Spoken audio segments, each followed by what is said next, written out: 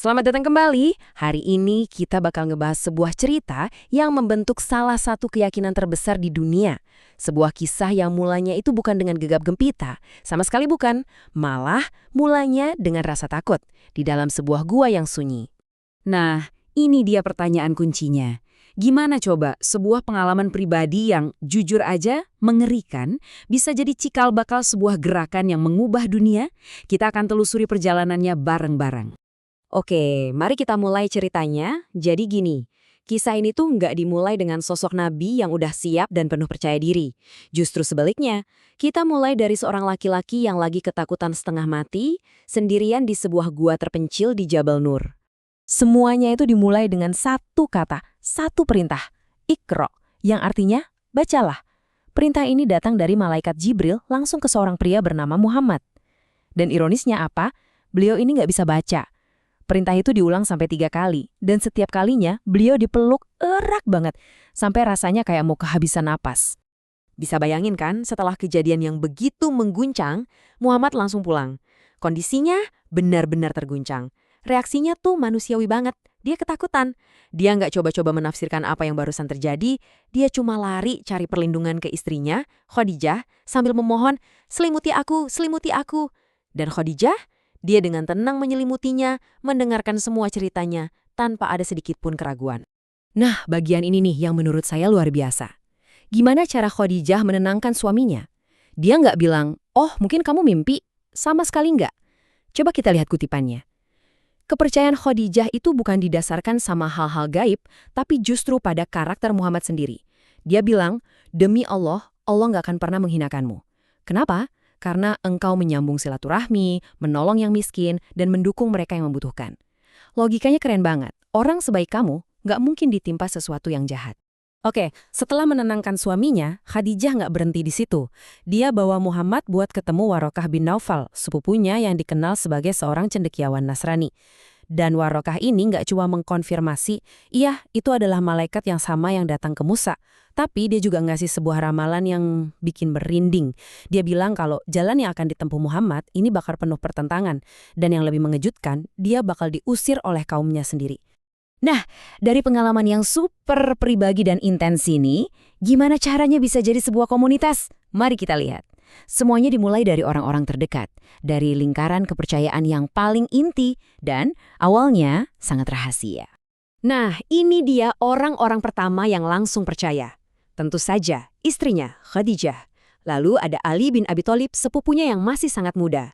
Ada juga Zaid bin Haritsah, mantan budaknya yang sudah dianggap seperti anak sendiri. Dan tentu, sahabat terdekatnya, Abu Bakar. Coba perhatikan deh, mereka ini datang dari berbagai lapisan sosial. Ada wanita, pemuda, mantan budak, dan seorang pedagang terpandang. Tapi mereka semua disatukan oleh satu kepercayaan yang sama. Cerita soal Abu Bakar ini benar-benar spesial. Bayangin aja, ketika orang lain mungkin bakal mikir, bentar-bentar ini serius atau minta bukti, Abu Bakar itu langsung percaya. Titik, tanpa ragu, tanpa pertanyaan.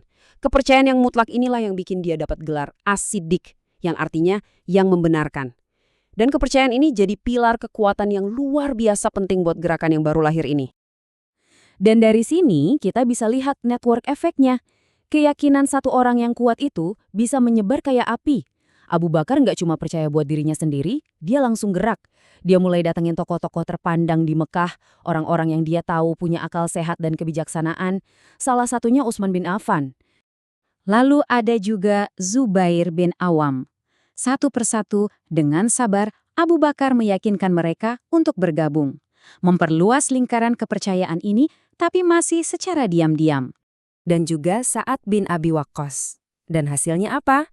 Dalam waktu yang relatif singkat, terbentuklah sebuah komunitas rahasia yang isinya orang-orang berpengaruh. Semuanya berkat keyakinan dan gerak cepatnya Abu Bakar. Oke, jadi setelah sekitar 3 tahun berdakwah secara sembunyi-sembunyi di lingkaran kecil ini, datanglah perintah untuk go public, menyampaikan pesan ini secara terbuka untuk semua orang. Dan bisa ditebak, inilah momen yang memicu konfrontasi besar-besaran dengan tatanan sosial dan kekuasaan yang ada di Mekah saat itu. Gimana cara memulainya? Muhammad naik ke sebuah bukit yang menghadap Mekah, Bukit Abi Kubais, dan mengumpulkan semua klan. Tapi sebelum menyampaikan pesan utamanya, beliau melakukan sesuatu yang cerdas banget. Beliau menguji kredibilitasnya dulu. Beliau bertanya, "Kalau aku bilang ada pasukan di balik bukit ini, kalian percaya nggak sama aku?" Dia nggak langsung ngomongin hal gaib, tapi mengandalkan reputasinya yang selama puluhan tahun dikenal sebagai Al-Amin, orang yang paling bisa dipercaya. Dan jawaban mereka? Kompak. "Ya, kami percaya. Kami nggak pernah tahu sekalipun kamu berbohong." Momen ini krusial banget. Mereka semua mengakui kejujurannya. Tapi pengakuan kolektif itu langsung pecah. Dihancurkan oleh satu suara, suara pamannya sendiri, Abu Lahab, yang dengan marah teriak, "Celakalah kamu, cuma buat ini kamu ngumpulin kami?" Dia menolak mentah-mentah bahkan sebelum pesannya selesai disampaikan. Nah, deklarasi publik di bukit itu seperti menyalakan sumbu. Reaksi dari para pemuka Quraisy datang dengan cepat dan makin lama makin keras. Mereka melihat pesan tauhid ini sebagai ancaman langsung. Ancaman buat apa? Buat kekuasaan mereka, ekonomi mereka yang bergantung pada Ka'bah dengan berhalanya, dan tentu saja tradisi nenek moyang mereka. Jadi, para elit Quraisy ini nggak tinggal diam. Mereka mulai menyusun strategi perlawanan yang makin lama makin eskalatif. Ada 4 fase. Pertama, mereka coba pakai ejekan publik. Diteriakin, dicemooh, direndahkan. Waktu itu nggak berhasil. Mereka coba fase kedua, negosiasi, nawarin sogokan. Gagal lagi, mereka masuk fase ketiga, disinformasi. Menyebarkan hoaks, bilang Muhammad itu penyihir, penyair gila. Dan puncaknya, ketika semua cara itu nggak mempan, mereka pakai cara terakhir, kekerasan fisik. Di fase negosiasi, mereka benar-benar serius. Mereka kirim utusan paling lihai, namanya Al-Walid ibnu Mughirah. Tawarannya itu gila-gilaan, dirancang untuk menggoyahkan siapapun. Mau apa? Kekayaan? Oke, kita jadiin kamu orang terkaya di Mekah. Mau kekuasaan? Oke, kita angkat kamu jadi raja kami. Atau kamu mau wanita? Pilih aja wanita tercantik manapun yang kamu mau. Komplit, semua godaan duniawi ditumpuk di depan mata. Terus gimana respon Muhammad? Ini dia yang bikin para penentangnya bingung. Beliau nggak berdebat, nggak nawar. Gimana kalau setengahnya aja? Enggak. Beliau cuma diam dan membacakan ayat-ayat Al-Quran dari surah Fussilat. Kekuatan kata-kata wahyu itu ternyata jauh lebih dahsyat dari negosiasi apapun. Al-Walid yang tadinya datang dengan percaya diri buat bernegosiasi, pulang dengan keadaan terdiam, terpesona. Dia bilang ke kaumnya, "Apa yang aku dengar itu bukan sihir, bukan syair. Itu sesuatu yang agung." Tapi penolakan dari Al-Walid nggak menghentikan perlawanan, justru makin menjadi-jadi. Sampai puncaknya, suatu hari Muhammad diserang, dikeroyok di dekat Ka'bah. Melihat sahabatnya dalam bahaya, Abu Bakar langsung lari menerobos kerumunan untuk melindunginya. Dan sambil badannya jadi temeng, dia meneriakkan sebuah pertanyaan yang menohok. Pertanyaan yang jadi inti dari semua konflik ini. Dia teriak, "Apakah kalian akan membunuh seseorang hanya karena ia mengatakan Tuhanku adalah Allah?" Pertanyaan ini menggantung di udara Mekah saat itu, dan mungkin masih relevan sampai sekarang.